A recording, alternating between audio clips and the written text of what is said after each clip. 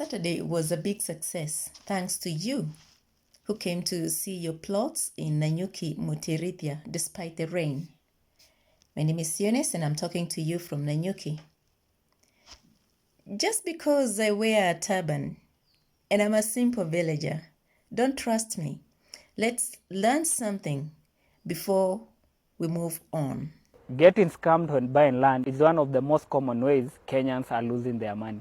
Here are 5 common mistakes that Kenyans make when they are buying land.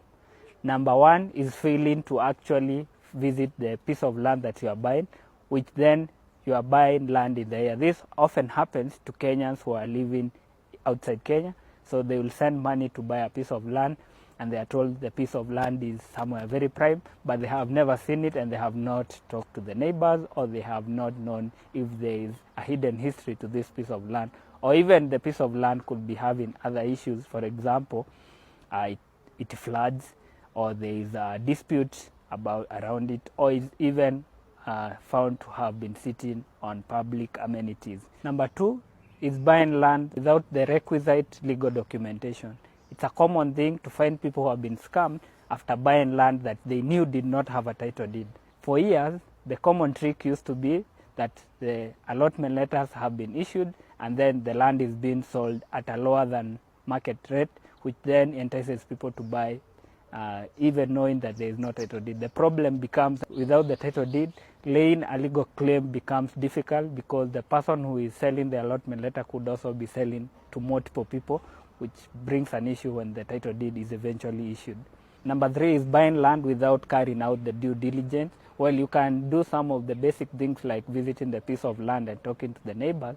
The due diligence is you want to get a proper history of the land records by doing a search and even getting a green card to see the past history of this piece of land.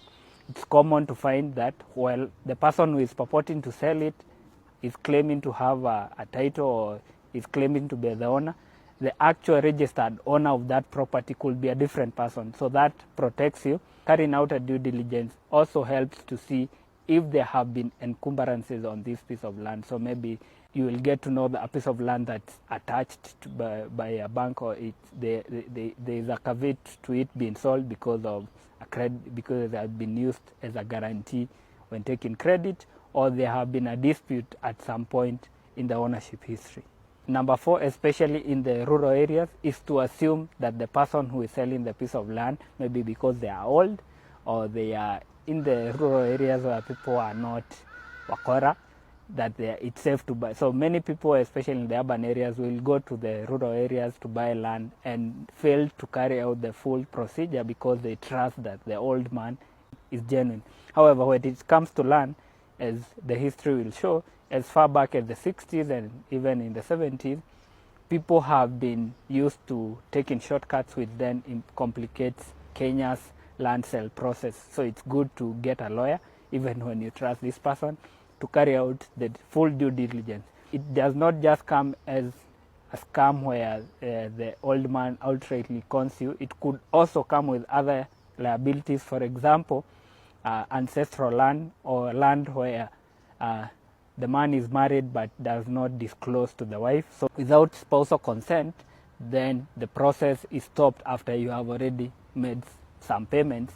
Number 5, a common mistake is most people, when they are buying the land, they will pay the full amount up front, which is not entirely bad, but it's the law actually permits that you can pay a 10% payment after you have agreed with the seller, and then you can complete the installments in 90 days.